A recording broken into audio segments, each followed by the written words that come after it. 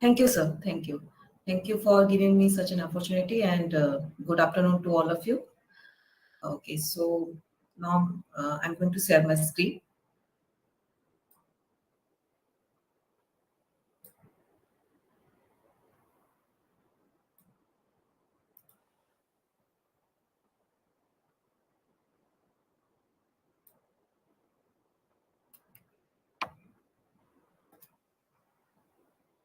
So, sir, my screen, is my screen visible? Okay, okay. So my topic of the talk is additive functions on domains. So now, so first I want to discuss what is additive functions. In number theory, additive functions are the arithmetic functions, which are the property that f is a function, f of mn equals to f of m plus f of n, and where m and n are co-prime integers. So now an additive function is strongly additive if f of p to the power a equals to f of p for all primes p, and for all positive integers a which are greater than equals to 1. And it is said to be completely additive if the condition f of mn equals to f of m plus f of n, and it is satisfied for relatively non-co-prime integers, because it is in this case it is called completely additive, and in such case f of p to the power a equals to a f of p. Now its example can be log of a function. So in the additive function, one of the examples will be log of a function, or the number of prime divisors of a integer. So these are some examples of additive functions. Now, after a brief introduction to additive function, I go to the motivation part. So now it is very well known in number theory field that additive functions, a real valued additive function is bounded on an interval I. Then there is a real number c such that f of x equals to cx for every real number x. But what if we restrict this additivity to a certain set of points Cartesian in a Cartesian plane, and we impose some property on it, and here then we define an extension to it, rather to say quasi extension to this function. So this whole area comes under number theory, or we can say analytical number theory. So our aim is to provide a detailed account for this kind of probe. So this is my motivation, and now let's dive into some literature analysis of that. So first significant work on this additive functions was carried out by Spiro. He discussed the subsets of subsets E of positive integers, for which f of m plus n equals to f of m plus f of n. Earlier it was f of mn equals to f of m plus f of n. And the main result is that f is multiplicative. Again, if f is multiplicative, then f of mn will be f of m multiplied by f of n. And actually, the multiplicative function stands for mn, which are co-prime integers. So here you prove that there is a square-free integer m with essentially which doesn't vanish in any point. That means f of m is not equals to 0, and E is a set of primes. Then f of n equals to n for all n, or we can say that f of n is a identity function. So next work means extending or a little diversion to his work form proved that if multiplicative function satisfies the equation f of n squared plus m squared plus 3, then it will be equals to f of n squared plus 1 plus f of m squared plus 2 for all positive integers n and m. So here he didn't impose any kind of means that f of m and n are not co-prime here. So and either f and n is identity function, or f of n squared plus m squared plus 3 equals to f of n squared plus 1 equals to f of m squared plus 2, which is 0 for all positive integers. So this is the case here. Either it is identity function or it is 0. So then in the next work, Kong and Pong proved that the multiplicative function f satisfies the equation f of m plus n equals to f of m plus f of n for all mn which belongs to a set of positive integers, which is described like this: h of n equals to a. Sorry, h of a here. This is a small typo here in my behalf. So h of a equals to a multiplied by a plus 1 up to a plus k minus 1. When we say a h2 divided by 1 multiplied by 2 up to k. So a are all positive integers, and when we say h2, it is basically the triangular numbers. h2 is basically the triangular numbers. Yes, sir. Yes, sir. Yes.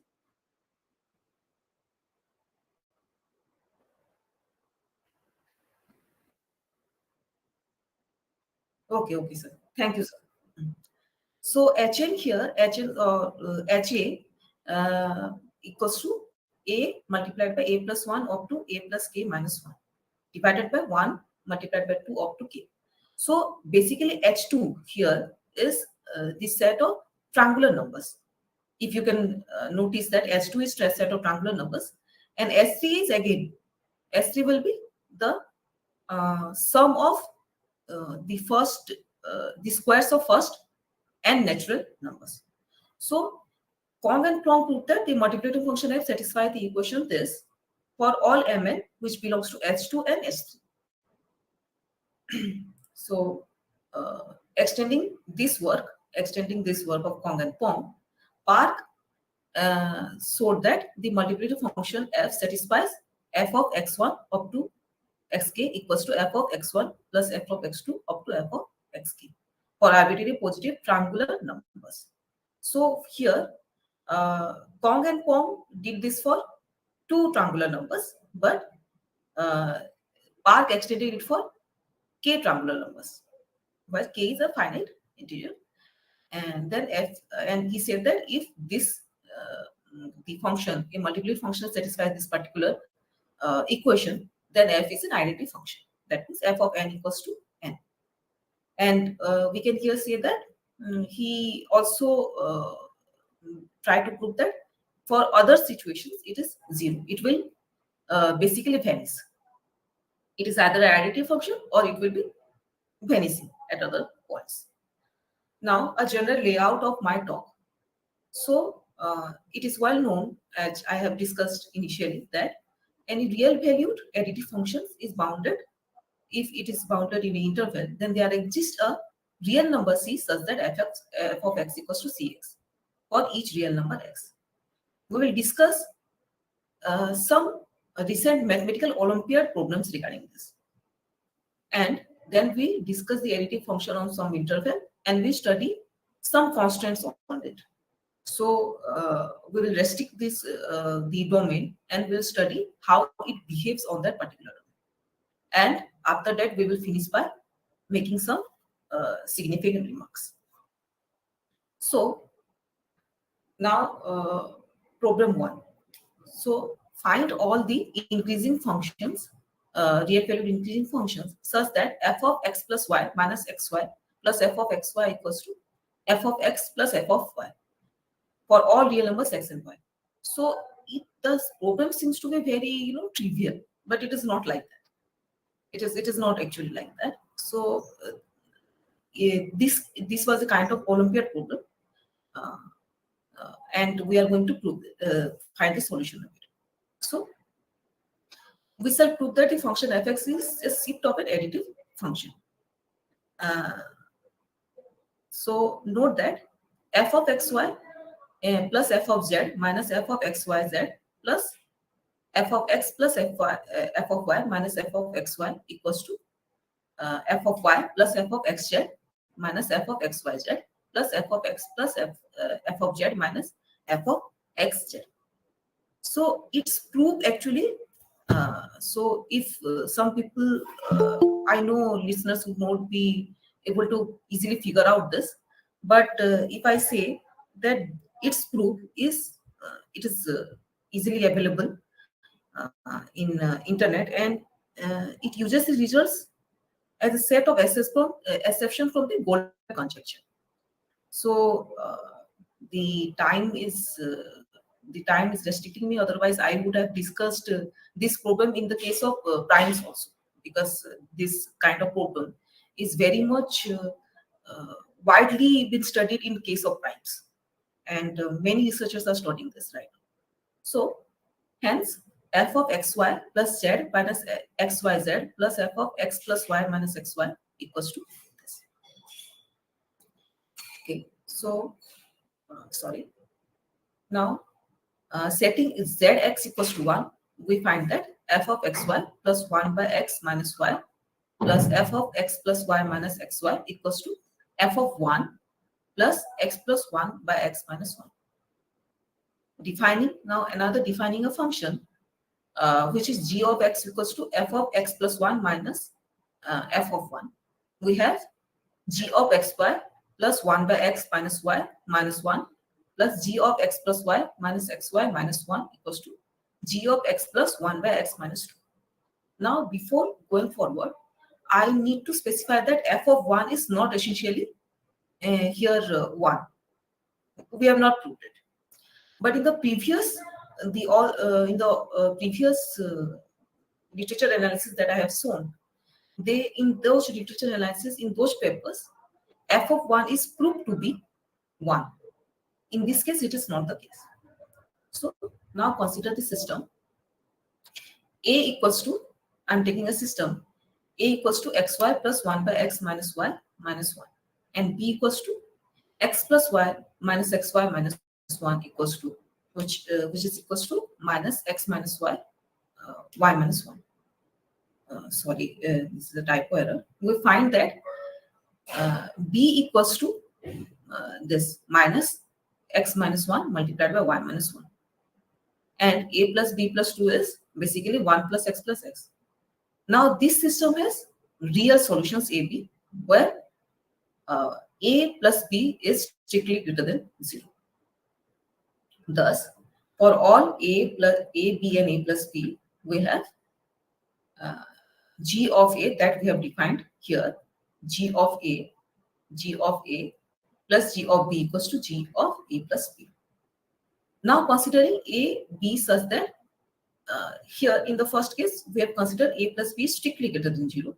Now considering A plus B is less than equals to 0, we have a real number C such that G of AB plus 2gc equals to g of a plus b plus g to c. Now,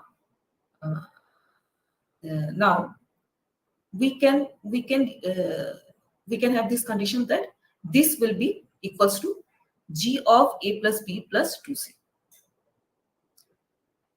Now I can divide this into two parts, a plus, not divide, I can write it in these two parts, g of a plus c plus g of b plus c, and then it will result to g of a plus g of b plus 2gc. Hence, we have proved that g of x is additive on the real line or R. Therefore, f of x equals to g of x minus 1 plus f of 1, and which is basically g of x minus g of 1 plus 1. That is, when I compare these equations, f of x plus f of y minus f of x minus f of x plus y equals to f1 minus g. Thus, the function fx plus t is additive for some constant k. So now, since this is an increasing function, it is bounded below and above on the interval. Hence, f of x plus t equals to cx for some constant c. That's why f of x equals to cx minus t. So this after this problem, this is a very interesting problem. After this problem, the next problem basically presents a criteria about additivity when the ratio of the variables is a definite interval. So the next problem is like this: find all functions where f goes from n to r, which is basically the arithmetic functions satisfying f of x plus y equals to f of x plus f of y for all natural numbers x, y such that x by y belongs to this particular interval. So this is this is when the ratio of the variables is a definite. This belongs to a definite interval. A slight deviation from the slightly deviated notion from the problem 1, the previous problem. Okay, so now its solution follows like this. We prove the problem in more general case, that is, for I equals to AB such that I contains at least one integer, and for all positive integers xy such that xy belongs to this particular interval, f of x plus y equals to f of x plus y. So we have considered an interval. Now I have to prove that that interval is I is the interval which is given in the particular problem, this problem. So we prove that f of n by n is constant. The ratio is constant. Let n be a sufficiently large positive integer. We know that there is a positive integer m such that m by n plus 1 or m plus 1 by n belongs to this interval. So putting x equals to m and y equals to n plus 1, or x equals to m plus 1 and y equals to n, we find that f of m plus f of n plus 1 equals to this. F of m plus n plus 1 equals to f of m plus 1 plus f of n. So now we need that m by n and m plus 1 by n plus 1 belongs to this interval. Since m by n plus 1, this m by n and m plus 1 by n are within m by n plus 1 and m plus 1 by n minus 1. So we have to choose m such that a is in between this m by n plus 1 and m plus 1 by n minus 1 is in between a and b. So this is basically the case, and this is how we are choosing m and n such that they belong in this particular interval I. Now, for large n, there exists an m such that f of m plus f of n equals to f of m plus n, and we can say that f of which is equals to f of m plus 1 plus f of n minus 1. So now for sufficiently large n, we have this f of n plus 1 minus f of n equals to, we have proved that f of n minus f of n minus 1. So following this sequence, this f of n plus 1 minus f of n will become a constant.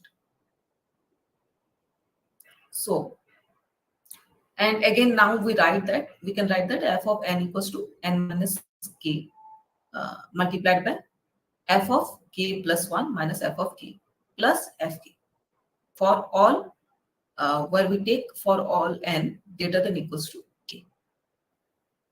Okay, so here we did what? We successfully proved that doing this, taking m and n in such a way that this belong to that particular interval I, we successfully proved that this is a constant. Now we are fixing two numbers a and b such that a equals to f of k plus 1 minus f of k and b equals to f of k. Then fn equals to our, from this equation, the previous equation, f of n equals to a n minus k plus b. Now let's take another r and s which belongs to this interval, and we are setting x equals to rk and y equals to xk. So we have x, y and x plus y all greater than equals to k. Thus f of x equals to a x plus y minus k plus b. Now since f of x plus y equals to f of x plus y, we find that f of k equals to b, which is ka, and which will be equals to k f of k plus 1 minus fk. Now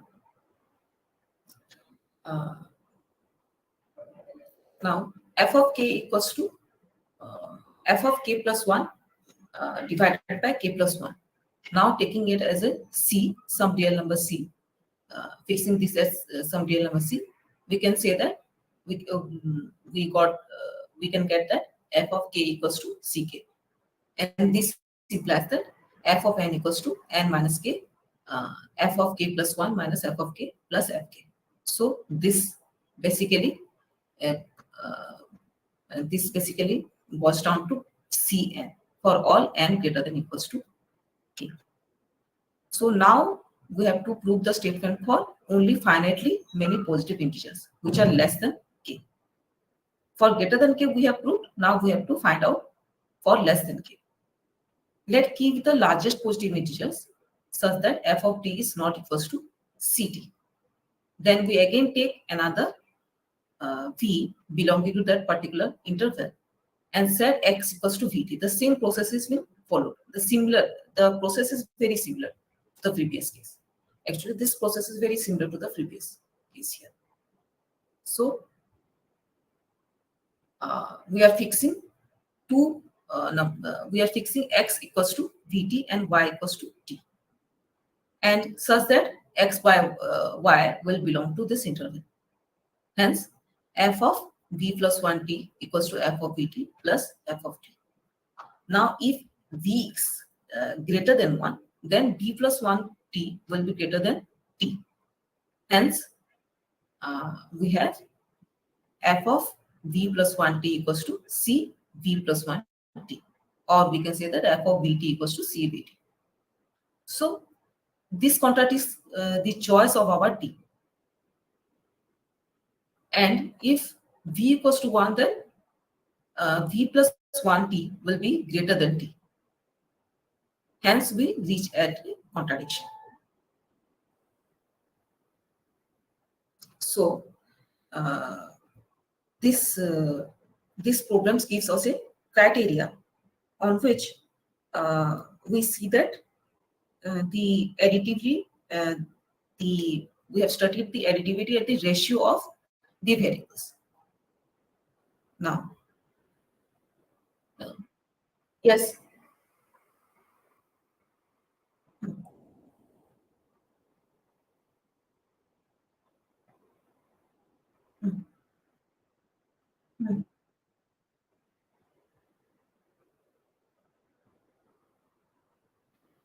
Sir, That is this not is L actually, sir. That is the interval. that is the 10 to interval, the sir. power 6 minus 10 to the power minus 6 to that interval. It is this interval, sir. Sir, this interval, sir.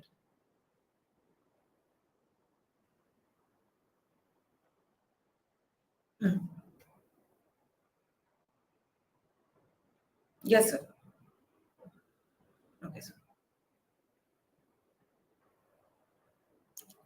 So we arrive at a contradiction. Now, another problem, and this is another Olympiad problem. Let alpha be a positive real number.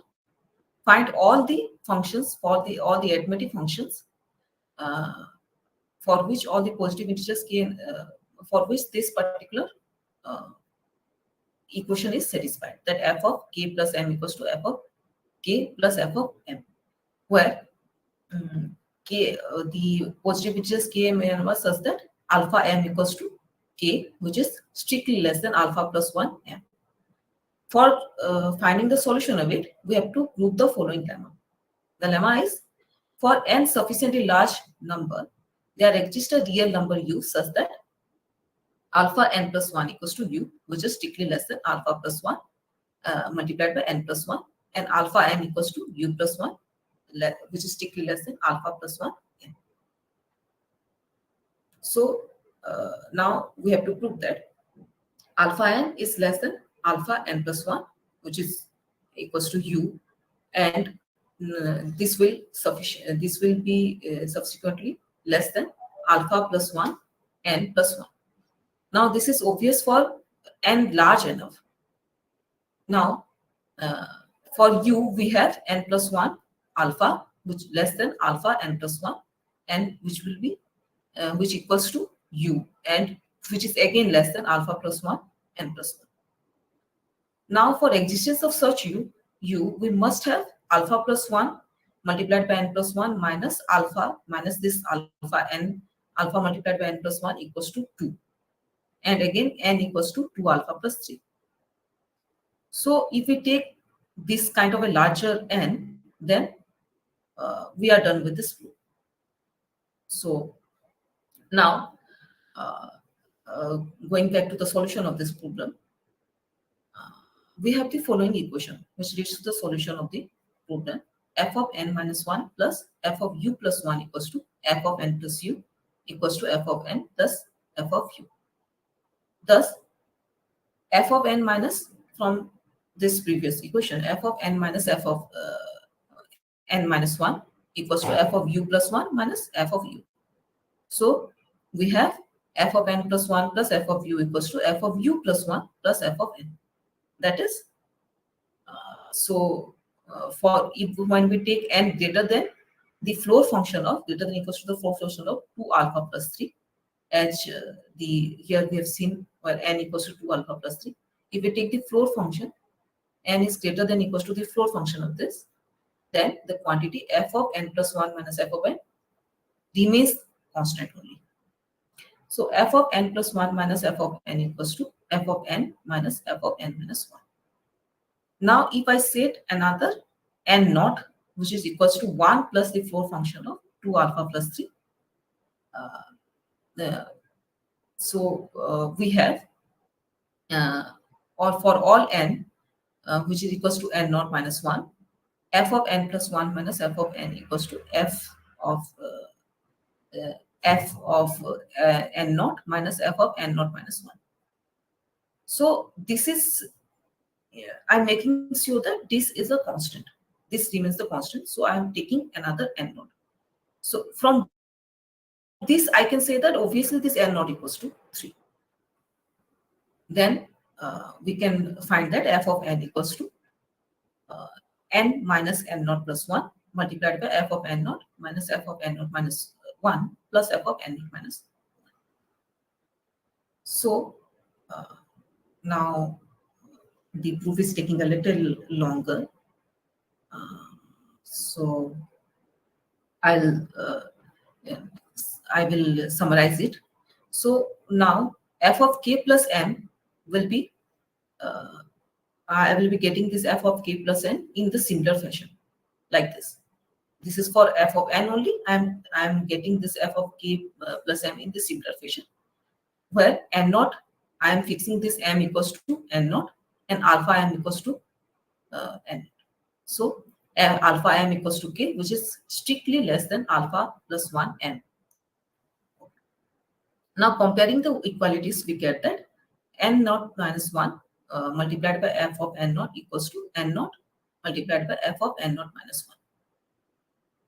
So again, we are defining, again, if we take another n1, if I take another n1, which is not, now we assume that another, if I take another integer n1 such that f of n1 is not equals to a n1. In this case, when n equals to n naught minus 1, we have fn equals to an. Now, if I assume that there exists another positive integer n1 such that this is the case, that f of n1 is here not essentially equals to a n1, then we assume that alpha is greater than 1, and there exists a positive integer case such that alpha n1 equals to k, which is strictly less than alpha plus 1 n1. So this implies that f of k plus n1 equals to f of k plus f of n1, or f of n1 equals to this. Now, if I define n1 as the minimum number, so that this particular inequality holds, our problem is solved.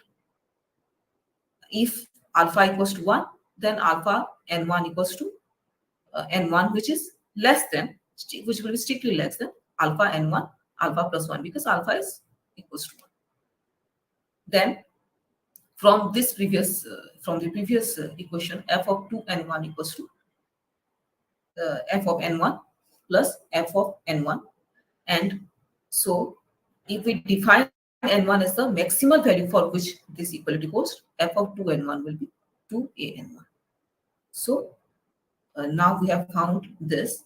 That's why for f of k equals to f of n, for this particular condition, that's why we are done here. So I will go for some additional constants here. Here we have imposed some constants on the additive functions. That is, we have to deal with the case where the additive, where the function is additive on the inside of a right triangle with the vertices 0, 1, 1, 0, and origin 0, 0. So another problem here persists. Another problem here comes that about studying this particular function on dense, the quasi-dense functions, which are denser on the insides. So to deal with this kind of function, to deal with this kind of problem, we have another we have another problem like this.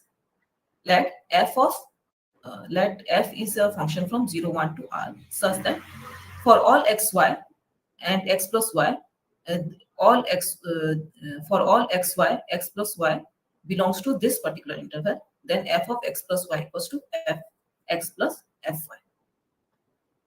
Now we have to find out that is there any another additive function h such that for all x belonging to this particular interval, f of x equals to hx. So, and again we have to find that is that particular function unique. So now let's define another function g such that it is from -1 to 1, from -1 to 1 to r. Now I am defining g like this: f of x, g equals to f of x if x belongs to 0, 1, and minus f of minus x if x belongs to -1, 0. So now we can say that it is a g of minus x equals to minus of gx, or we can say that g of 0 equals to 0. So we have to show that for all x, xy and x plus y belonging to this -1, this interval -1 and 1, we have g of x plus y equals to gx plus gy. So we are taking two conditions. First, x plus y, sorry, x and y are all greater than x and y are greater than 0 and x plus y belongs to this interval 0 and 1. And another is xy is less than 0 and x plus y belongs to -1 and 0. Open interval -1 and 0. So now assume first we assume, so for the first case we are done. The first case we are done. But for the next case, let assume that g of x plus y, let assume that this is the case, then g of x plus y equals to minus f minus x minus y equals to this, then it becomes g of x plus g of y. So we have seen that f for x strictly less than 0 and y strictly greater than 0, we have these two different cases. And if we assume the latter case, then g of x will be g of x plus y minus g of y. And for the former case, g of y will be g of x plus y minus g of x. So the cases x strictly greater than 0 and y strictly less than 0, x plus y will belong to this interval -1 and 1. And now we define this h such that h x equals to n g of xn. Again, we are going to this ratio function where n is a positive integer, such that x of n will belong to -1 and 1. Now, if x by n belongs to this interval -1 and 1, then we can say that nxm n multiplied by x by mn, and m, this is the same thing. These two will also belong to -1 and 1, this particular interval. So we can say that g of nt equals to ngt, and m of gx by m equals to n g of xn. If we take n equals to 1, then we have h plus x plus y equals to h of x plus h of y. So now we have to find that if h is unique. It is unique because if there is another function, namely h1, then for any arbitrary real number x and a positive integer n, we have x by n belongs to -1, 1. So it will follow that h1 of x is basically hx. So these are some programs that I have discussed, and as I have said that this additive function is, I have discussed this in very brief way. It has very wide applications, and nowadays it is being studied in the in prime numbers actually. So many researchers are devoting their time to study the behavior or additive functions on the set of prime numbers, and they can find a a bound for then with this. They have taken prime numbers, they have studied these additive functions in various domains in these prime numbers, and they have you know achieved many interesting programs in this. If I get another chance, then I will like to discuss the additive functions for prime numbers. If so, because of the time constraint, I will not be able to elaborate this concept. So I have just discussed 3 programs regarding this. And now the concluding remarks. So this method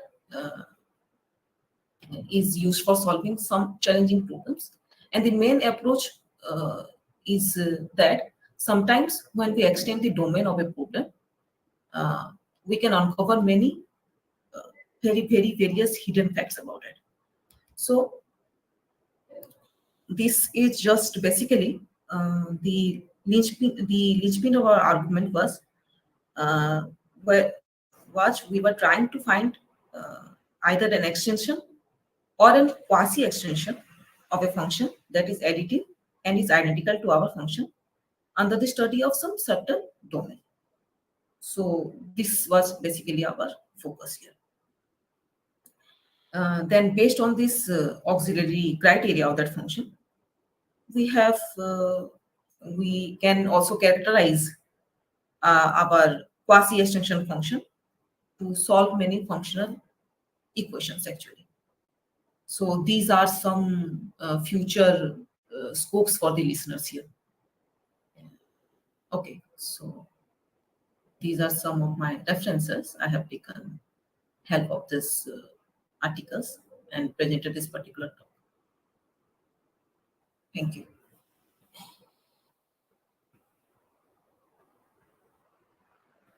Thank you, sir.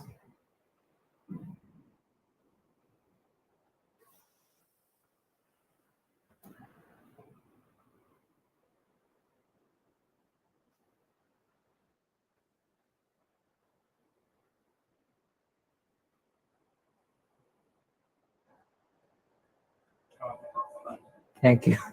Thank you, Sushree, for a nice talk. Thank you, sir. I would like to ask whether there is any means isomorphism type concept in this. Like you have taken these additive functions like f of x plus y is equal to f of x plus f of y, Yes, and sir. Yes, sir. almost all of the problems have been solved in such a manner. So, Yes, is sir. there any isomorphism type concept here?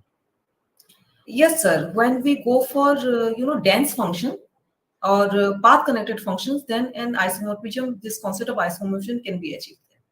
But it is a little, this can be a very good scope for the listeners when we go for establishing some homomorphism between this isomorphism or homomorphism between these functions.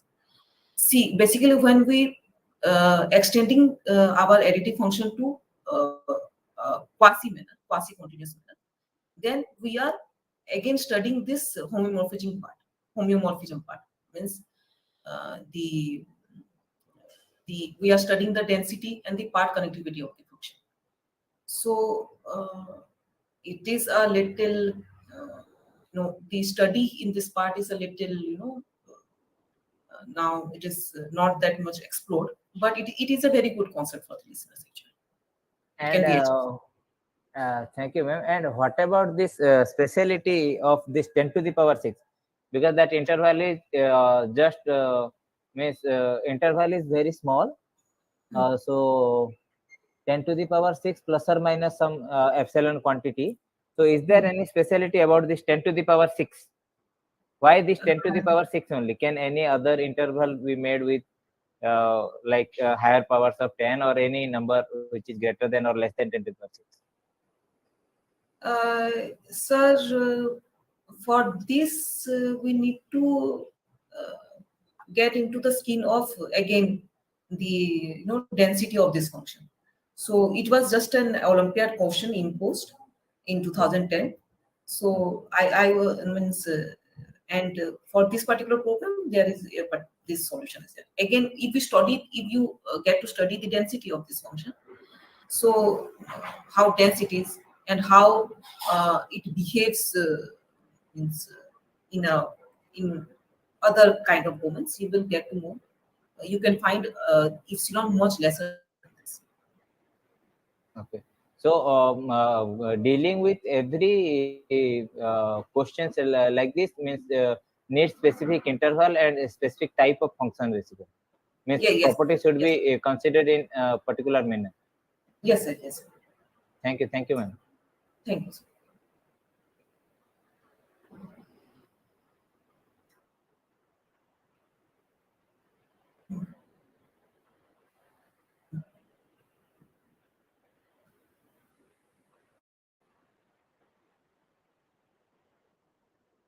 Hmm, hmm. Sir, I have I have sir, not any domain. I'm trying to study on this part, but I've just tried to analyze the solutions of this kind of Olympiad programs, and if I will get to study more about the path connectivity of this kind of programs, and like Dr. Raiguru suggested that is there any isomorphism in this kind of function, then we can get more, we can take more liberty on this kind of intervals. with that to study this.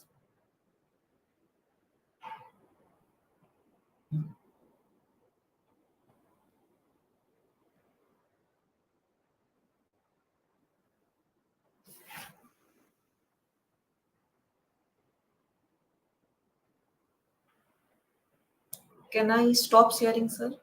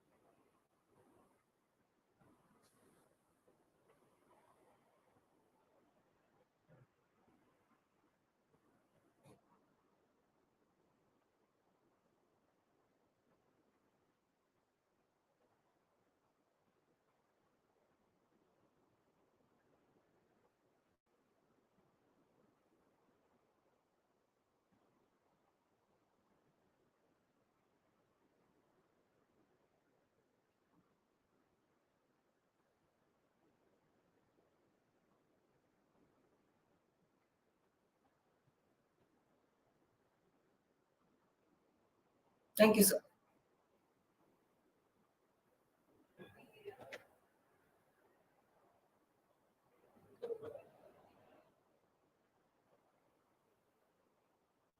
Yes, actually, a very new topic, and I am also very glad to see this area of research. Thank you, Dr. Pradhan. Thank you, sir. Thank you, doctor. Thank you, Dr. Raigur.